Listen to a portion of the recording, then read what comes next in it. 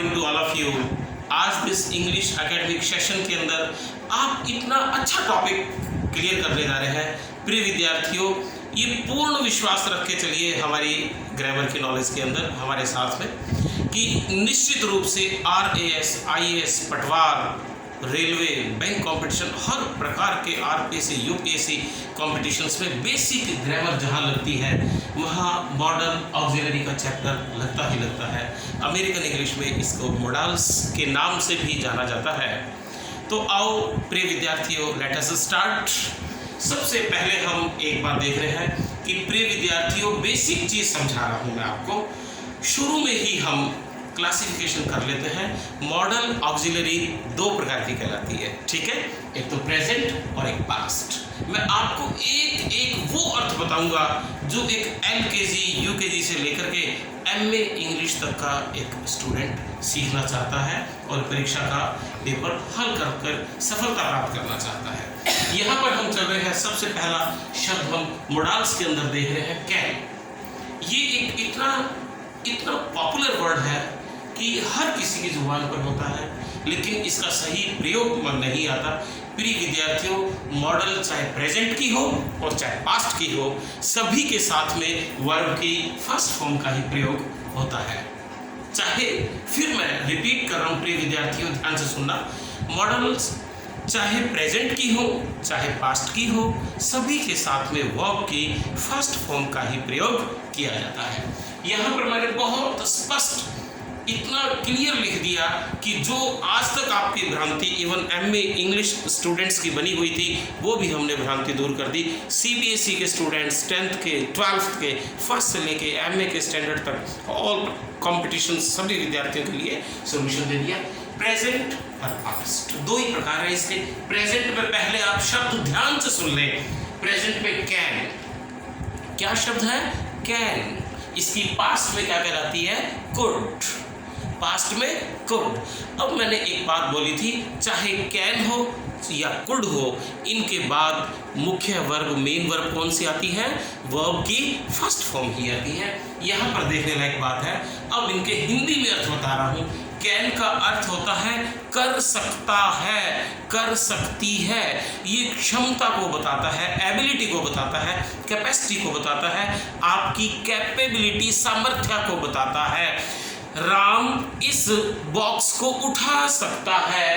Ram subject हो गया, can models होगी और इसके बाद में वर्ब की first form. Ram can lift, verb की फर्स्ट फॉर्म आ गई। Ram can lift this box. यदि मैं यही वाक्य पास्ट की बात कर सकूं तो ये होगा Ram could lift this box. यहाँ पर विद्यार्थियों थोड़ा सा फर्क समझते चलना। कैन जब भी हो रहा है वर्ब की फर्स्ट फॉर्म है, इसका अर्थ होता है कर सकता है, और पास्ट का अर्थ था कर सकता था। तो मैंने स्टेटमेंट बोली थी, Ram can lift this box. Ram यह बॉक्स उठा सकता है। जब मैं पास्ट की बात कर रहा हूं तो Ram could lift this box, Ram यह बॉक्स उठा सकता था। प्रिय विद्यार्थियों, ये दो वाक्य ऐसे बेसिक वाक्य मेरे साथ में यहीं पर याद कर लो, आपकी पूरी जिंदगी की समस्या मॉडल्स को लेकर खत्म हो जाएगी। अब मैं वही सब्जेक्ट रखूंगा, वही वर्ब रखूंगा, लास्ट तक हर शब्द का प्रयोग करूंगा। क्लियर? तो पहले मेरे साथ हिंदी में 30 सेकंड में समझ लो। कैन का मतलब कर सकता है, कुड का मतलब कर सकता था, मे का मतलब संभावना है, संभावना है, संभावित तो हो सकता है, और माइट का मतलब संभावित हो सकता था, भूतकाल की बात आ गई। विल, शैल, ये फ्यूचर प्लानिंग है। इन दोनों शब्दों का यदि पास्ट के अंदर हम प्रयोग करना चाहेंगे तो प्रिय विद्यार्थियों एक ही शब्द होता है, वुड। अक्सर आपने पढ़ा होगा 5वीं, 8वीं, 10वीं, 12वीं BA, MA की ग्रामर की बुक्स के अंदर कि विल की पास्ट फॉर्म वुड और शैल की पास्ट फॉर्म शुड कभी भी नहीं होती। शैल की, विल की, दोनों की पास्ट फॉर्म कौन सी होती है? वुड होती है। शुड कभी भी पास्ट फॉर्म नहीं थी, ना होगी, ना है। शुड हमेशा ही प्रेजेंट होती है, इसका मतलब होता है चाहिए। फिर एक बार मैं अर्थ सारे प्रिय विद्यार्थियों रिपीट कर रहा हूँ। कैन का मतलब कर सकता है, कुड का मतलब कर सकता था, मे का मतलब संभावित हो सकता है, माइट का मतलब संभावित हो सकता था, भूतकाल की बात होगी।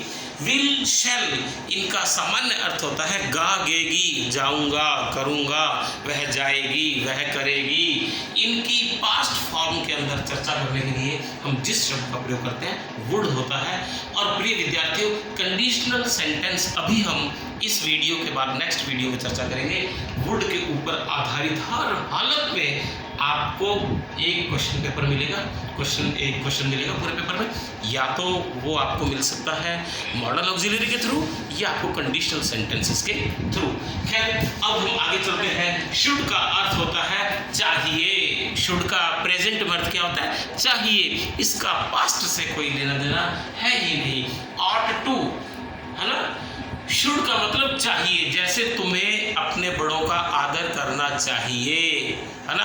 अब तुम करो या ना करो, इसका मतलब चाहिए, ठीक है। तो शुड का मतलब हो गया चाहिए। मस्ट का मतलब होता है अनिवार्य ही, ऐसा करना ही पड़ेगा, करना ही अवश्य चाहिए, नहीं तो कोई प्रोविजन है, पेनल्टी लग सकती है, कोई लॉस हो सकता है, कोई डायरेक्ट इनडायरेक्ट लॉस हो सकता है। इसलिए शुड में कोई लॉस नहीं है, शुड में प्योर सुझाव है, सुजेशन है। अब अपने एक बात प्रिय विद्यार्थियों देखना, शुड का मतलब चाहिए, मस्ट मैंने अनिवार्य ही। इन दोनों में शुड से थोड़ी सी ज़्यादा पावर और मस्ट से थोड़ी सी कम पावर किस शब्द में? ऑट। और ऑट के पीछे हमेशा प्रिपोजिशन आती है टू। ऑट टू का मतलब जरूरी चाहिए, ठीक है। अब मैं यहाँ पर आपके सामने प्रिय विद्यार्थियों दो स्पेशल शब्द हैं जो मोडाल्स में यूज किए जाते हैं। नीड नॉट, आप वॉच कर रहे हैं यहाँ, नीड नॉट, डेयर नॉट। मैंने इसके ऊपर स्टार लगा रखा है। ये स्टार मैंने क्यों लगाया है? क्योंकि नीड अपने आप में स्वतंत्र वर्ब का भी काम करती है, डेयर अपने आप में बिल्कुल स्वतंत्र वर्ब का भी काम करती है, लेकिन जब कभी नीड और डेयर के पीछे तुरंत साथ में नॉट का प्रयोग आता है तो उस स्थिति में ये मॉडल ऑक्सिलरी का काम करना शुरू कर देती है। प्रिय विद्यार्थियों, इस पर जो क्वेश्चन आना है परीक्षा में वो काम की बात सुन लीजिए। एक कैशियर क्लर्क से लेकर के और RS IS तक जो क्वेश्चन में हल करने की जो संभावना रहती है हर पेपर में, वो सुन लीजिए प्रिय विद्यार्थियों। मेरे साथ में आप बहुत कॉन्फिडेंस बना के पढ़ें, आपको निश्चित रूप से सफलता मिलेगी। एक शब्द प्रयोग कर रहा हूँ, सारे उसी तरीके के प्रयोग होंगे। कैन के बाद में मैंने बोला था वर्ब की फर्स्ट फॉर्म में लिख रहा हूँ। मॉडल ऑक्सिलरी के बाद में क्या थी? वर्ब की फर्स्ट फॉर्म, यहाँ मैंने लिख दिया। अब चाहे ये पास्ट की हो चाहे प्रेजेंट की हो, इन सब के बाद नियम बन गया वर्ब की फर्स्ट फॉर्म भी आनी चाहिए। क्लियर होगी? यहाँ पर मैं आपको लिख रहा हूँ, ये सब्जेक्ट हो गया, सब्जेक्ट आ गया, सब्जेक्ट के बाद मॉडल ऑक्सिलरी आ गई और उसके बाद वर्ब की फर्स्ट फॉर्म और उसके बाद सीधा क्या आ गया? ऑब्जेक्ट। मैंने आपको ये बेसिक स्ट्रक्चर बता दी प्रिय विद्यार्थियों। अब आप इस स्ट्रक्चर से सेंटेंस जनरेट करना सीखो। आप मेरे साथ में आज हम इस क्लास के अंदर एक वो मैजिकल चार्म छोड़ना चाहते हैं कि प्रिय विद्यार्थियों, जिससे आप स्वतंत्र रूप से खुद इसके सेंटेंस जनरेट करना सीखें। मेरे साथ साथ आप बोलते रहिए, पेन कॉपी लेकर के मेरे साथ आप लिखते रहिए, बहुत बढ़िया होगा। गारंटी, चैलेंज यदि आपका पेपर हल ना हो।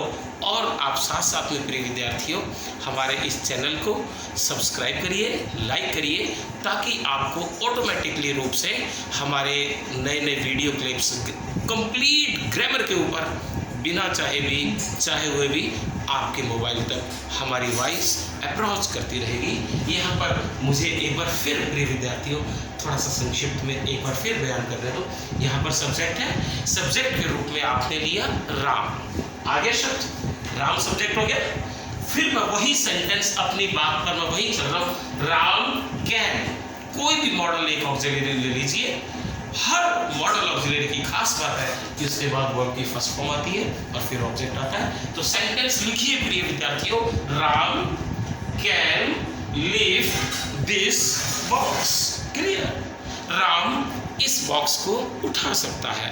अब मैं इसी बात को पास्ट में कहना चाहूँगा तो मैं कहूँगा Ram could lift this box. क्या प्रिय विद्यार्थियों, मैं सेंटेंस लिख दूँ, आप थोड़ा सा धैर्य बनाए रखो। मैं यहाँ पर सेंटेंस लिख रहा हूँ तो आप थोड़ा सा मेरे साथ सहयोग बना के चलेंगे। राम, यहाँ पर आ गया कैन, ठीक है, यहाँ पे आ गया लिफ्ट, ये वर्ब की फर्स्ट फॉर्म है, ठीक है, दिस बॉक्स, ये सेंटेंस हो गया पूरा। तो क्या बन गया, राम कैन लिफ्ट, लिफ्ट मैंने उठा सकता है, दिस बॉक्स, ये वर्ब की फर्स्ट फॉर्म है। क्लियर होगी। मैं यहाँ थोड़ा सा आप चाहे तो मैं मेंशन कर दूँ इसके ऊपर, ये वर्ब की फर्स्ट फॉर्म ही आएगी। आपकी नॉलेज के लिए मैंने यहाँ भी लिख दिया था सब्जेक्ट, मॉडल और उसके बाद वर्ब की फर्स्ट फॉर्म ऑब्जेक्ट। प्रिय विद्यार्थियों, आज इतना शानदार मजा बस अंग्रेजी को करके ठा पेपर में, यस, इंग्लिश फाइटर के रूप में हम शुरू करते हैं। फिर मेरे साथ में चलिए, राम, पास्ट की बात, Ram could lift this box. Simple सा, राम यह बॉक्स उठा सकता था, it is the incident of past. जब मैं कहूँगा Ram can lift this box, it is the incident of present. अब आप फिर वाक्य को चेंज करिए, राम की जगह प्रिय विद्यार्थियों अब आप लगाइए कृष्णा। आपने यह कृष्णा लगाया और आपने यह मॉडल लगा दी मे, कृष्णा मे कम हियर। तो क्या बन गया, कृष्णा यहाँ आ सकता है। और यही बात मैं पास्ट में कहूँगा तो क्या बोलूँगा, Krishna might come here, Krishna यहाँ आ सकता था। अब प्रिय विद्यार्थियों, आप ही सेंटेंस बनाओ। आपका नाम मैं जानना चाहूँगा। सबसे पहले आप एक सेंटेंस आगे से आगे चल रहे हैं, नरेश, ओके, विल आ गया, Naresh will explain English, Naresh अंग्रेजी का वर्णन करेगा। हमने इसमें ये भी देख लिया, नरेश शैल एक्सप्लेन इंग्लिश ग्रामर रूल्स। यहाँ पर विल और शैल दोनों का थोड़ा सा झमेला है, जिंदगी भर का झमेला आपका दूर हो जाएगा।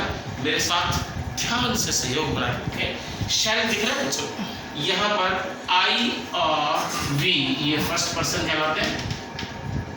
आप तो सीधा सा रटो जी, आई और वी के साथ में क्या आता है, शैल। बाकी जितने भी सब्जेक्ट बच गए, जितने भी दुनिया जहान के मैं लिख रहा हूँ, यहाँ पर सेकंड पर्सन में यू की बात कर रहा हूँ, थर्ड पर्सन में ही की, शी की, इट की, राम, कृष्णा, श्यामा, जितने भी सब्जेक्ट हैं इनके साथ में किसका प्रयोग होता है, विल का प्रयोग होता है। Once again listen to me very carefully.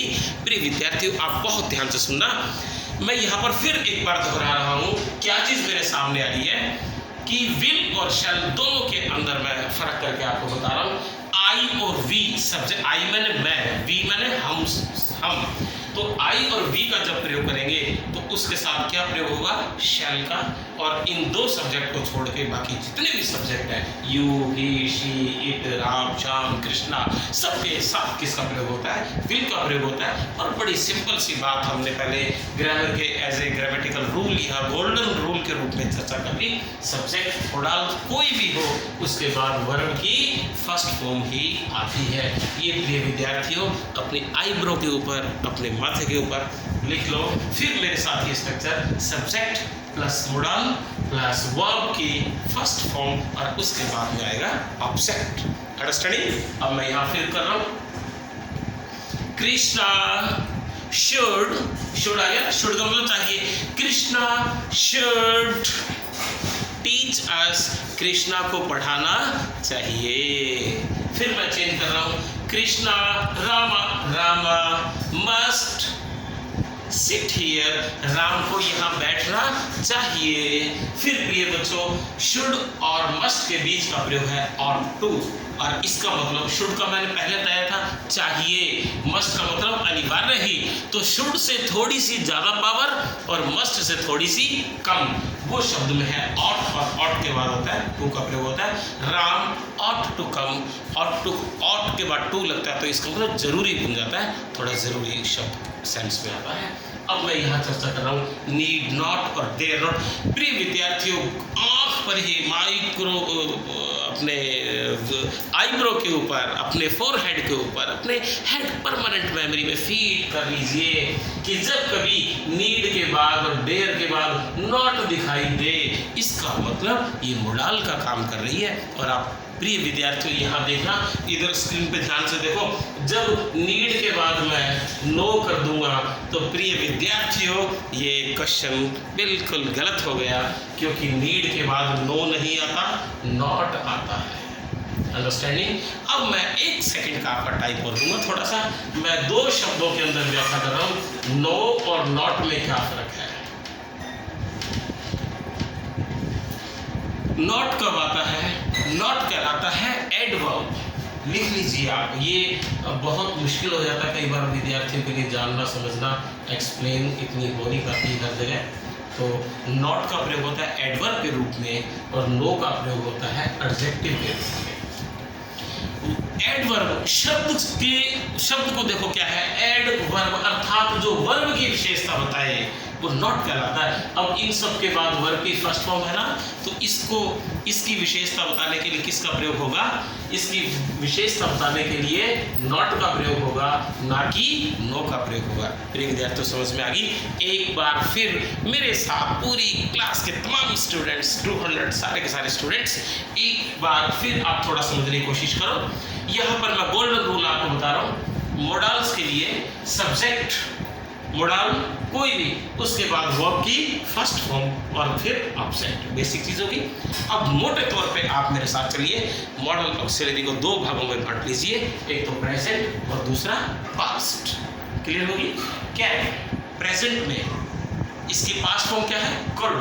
में प्रेजेंट में इसकी past form might. Shell will present में इसकी past form would. Should, ought to और must इनकी पास्ट फॉर्म होती ही नहीं है। क्लियर? अब हम चल रहे नीड नॉट, डेयर नॉट, इनकी भी पास्ट फॉर्म नहीं होती। प्रिय विद्यार्थियों अब मैं हिंदी में सारे अर्थ एक बार फिर से बता रहा हूँ, ध्यान से। once again with me, ha ha ha, in a Zollywood, try to understand with me। Can का मतलब कर सकता है, कुड का मतलब कर सकता था, मे का मतलब संभावित हो सकता है, माइट का मतलब संभावित हो सकता था, विल, शैल ये भविष्य का विचार है, जाएगा, जाऊंगी, करेगा, करेगी। और इसकी पास्ट में चर्चा करनी हो तो इसके जरिए वुड का प्रयोग हो जाता है पास्ट में। लेकिन आता इन सब, चाहे ये प्रेजेंट फॉर्म की मॉडल ऑक्सिलरी है, चाहे पास्ट की, सबके बाद वर्ब की फर्स्ट फॉर्म का ही प्रयोग होता है। प्रिय विद्यार्थियों क्या ये बात आपको समझ में आई? एक मैं थोड़ी सी और चर्चा कर दूं। ये सारा इसका एक्टिव फॉर्म है, पैसिव वॉइस इसका बहुत इससे भी ज़्यादा सरल, इससे भी ज़्यादा सरल है। प्रिय विद्यार्थियों यहाँ मैं थोड़ा सा लिख देता हूँ। जब हम पैसिव वॉइस बनाते हैं तो ये ऑब्जेक्ट क्या बन जाता है? सब्जेक्ट बनता है। बी हमें पल्ले से लगाना है, समझ में आ गई? लेकिन बी लगाना क्या है? सुन लीजिए बहुत ध्यान से। सब्जेक्ट आ गई, उसके बाद में मॉडल, जिसको आप मॉडल बोलते हैं, ठीक है। उसके बाद में किसका प्रयोग हो गया? बी का प्रयोग हो गया, बी, और हमें लगाना। और जो मेन वर्ब की फर्स्ट फॉर्म होती है उसको हमने कैसे बदल दिया? वर्ब की थर्ड फॉर्म में, और बाई करके हम जो सब्जेक्ट था उसको क्या लगा सकते हैं? ऑब्जेक्ट। फॉर एग्जाम्पल, अब ये सेंटेंस आप जनरेट खुद करके देखो, किसी के ऊपर अपंग पाइज ना बनो। प्रिय विद्यार्थियों अंग्रेजी को लेकर के आप हमारे साथ हो, आप इंग्लिश ग्रामर पूरी तरह से एंजॉय करेंगे। मुझे अपने आप पे कॉन्फिडेंस है, आपके ऊपर भी कॉन्फिडेंस आपको रखना चाहिए। मैं इसका पैसिव वॉइस बना रहा हूँ। Ram can lift this box. Clear हो गया? मैंने क्या बताया था प्रिय बच्चों कि ये जो ऑब्जेक्ट है किसको बदल जाएगा? सब्जेक्ट में। यही था। तो ये हो गया दिस बॉक्स, जो मॉडल है वही आएगी। तो दिस बॉक्स, इसकी जगह कैन आ गया, कैन की जगह। अब बी हमें पल्ले से लगाना है, और यहाँ पे लिफ्ट की जगह हो गया लिफ्टेड, और ये सब्जेक्ट था बाई राम। तो सेंटेंस क्या बन गया? This box can be lifted by Ram. प्रिय विद्यार्थियों इस स्ट्रक्चर से 15 सेंटेंस बना के अभी इसी वक्त आप देख लीजिए, आपकी हमेशा हमेशा की समस्या दूर। मैं एक बार नया सब्जेक्ट लगा के नया वाक्य बना रहा हूँ। ओके, मैं कह रहा हूँ Amit can speak English, Amit अंग्रेजी बोल सकता है। अब मैं पास्ट की बात कर रहा हूँ, Jatin could speak English, Jatin अंग्रेजी बोल सकता था। Manju will prepare food, Manju भोजन बनाएगी। ओके डियर स्टूडेंट्स, हम सब इस प्रकार से काम कर सकते हैं।